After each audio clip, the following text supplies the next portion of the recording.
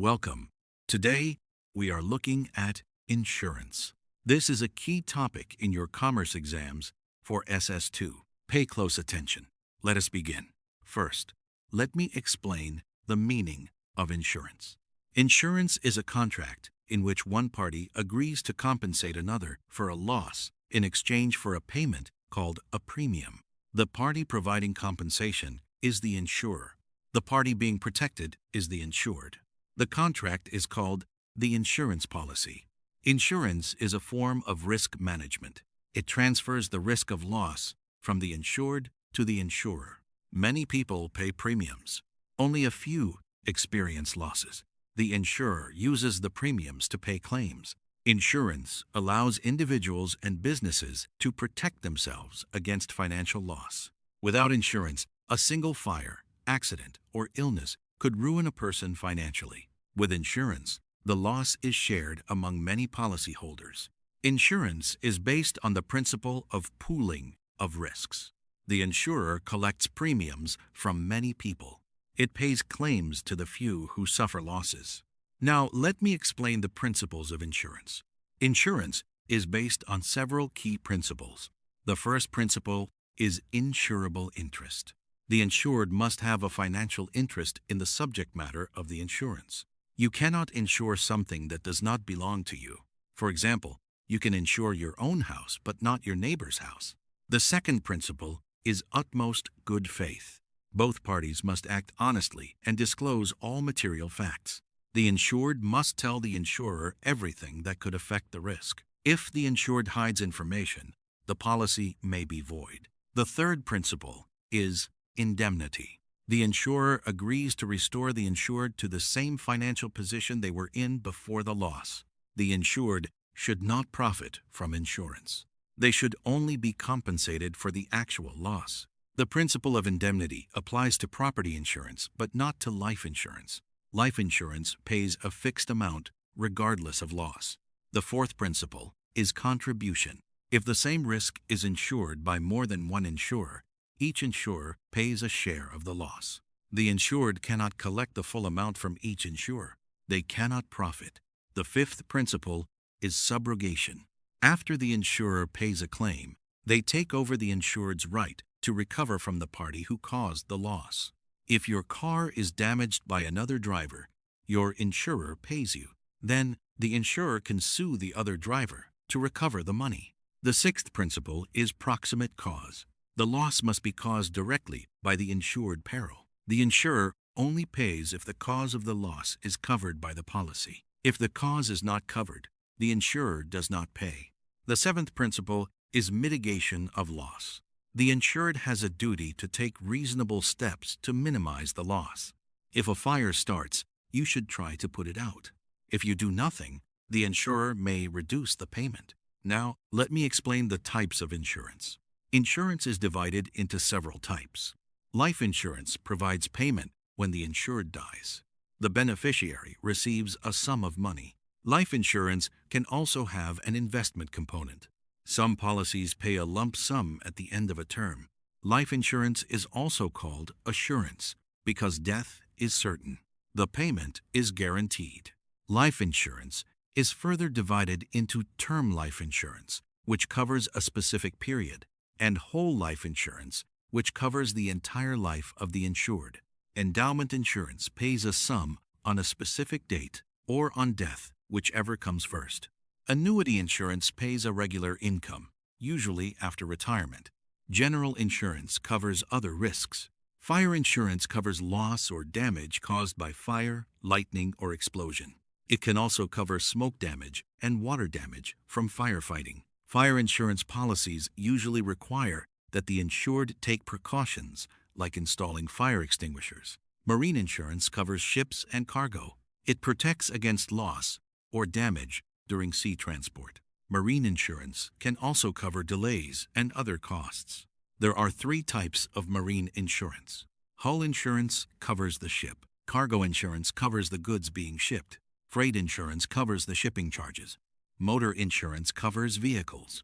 Third-party motor insurance covers damage caused to other people or their property. Comprehensive motor insurance also covers damage to the insured's own vehicle. Motor insurance is required by law in many countries. It ensures that accident victims are compensated. Accident insurance covers injuries or death caused by accidents. It may also cover medical expenses. Health insurance covers medical expenses. It pays for doctor visits, hospital stays, surgery, and medication. Health insurance can be provided by employers or purchased individually. Theft insurance covers loss of property due to theft or burglary. It may also cover damage caused during a burglary. Goods and transit insurance covers goods being transported by road, rail, or air. It protects against loss or damage during transit.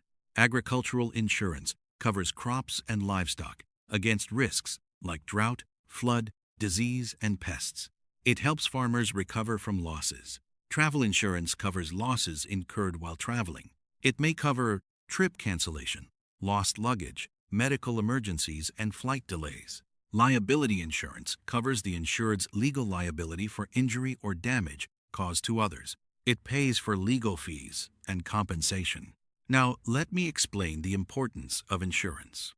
Insurance is important for individuals, businesses, and the economy. For individuals, insurance provides financial security. It protects against unexpected losses. It gives peace of mind. Life insurance provides for dependents after death. Health insurance covers medical bills. Motor insurance protects against liability. For businesses, insurance protects assets. It covers buildings, equipment, inventory, and vehicles. It covers liability claims from customers or employees. Business interruption insurance covers lost income when the business cannot operate. Insurance allows businesses to take risks. They know they are protected. For the economy, insurance mobilizes savings. Insurance companies collect premiums and invest them. They provide capital for investment. Insurance reduces the burden on government. Without insurance, many people would need government assistance after a loss. Insurance also creates jobs. Insurance companies employ many people as agents, underwriters, claims adjusters, and managers. Now let me explain the procedure for making an insurance claim. When a loss occurs, the insured must follow several steps. First, notify the insurer immediately. Most policies require prompt notification. Delay can jeopardize the claim. Second, protect the property from further damage. The insured must take reasonable steps to prevent additional loss. Third, fill out a claim form. The insurer provides a form.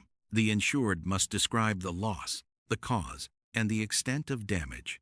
Fourth, provide evidence. The insured may need to provide receipts, photographs, police reports, or other documents. Fifth, cooperate with the insurer's investigation.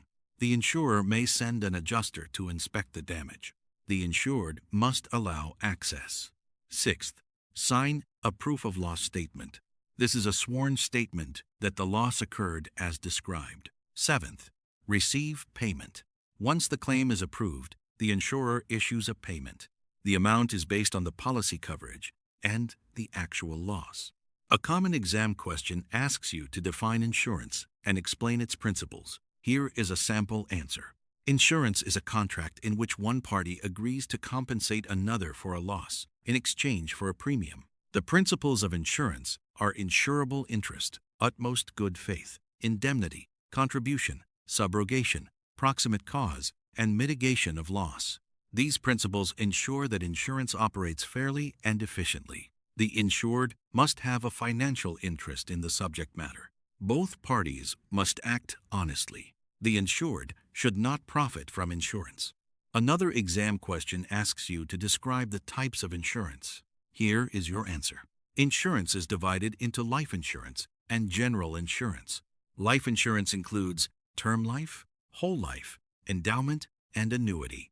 General insurance includes fire insurance, marine insurance, motor insurance, accident insurance, health insurance, theft insurance, goods in transit insurance, agricultural insurance, travel insurance, and liability insurance. Each type covers different risks. Fire insurance covers fire damage. Marine insurance covers ships and cargo. Motor insurance covers vehicles. Health insurance covers medical expenses. Another exam question asks you to explain the importance of insurance. Here is your answer. For individuals, insurance provides financial security and peace of mind. It protects against unexpected losses. Life insurance provides for dependents. Health insurance covers medical bills. For businesses, insurance protects assets and allows risk-taking.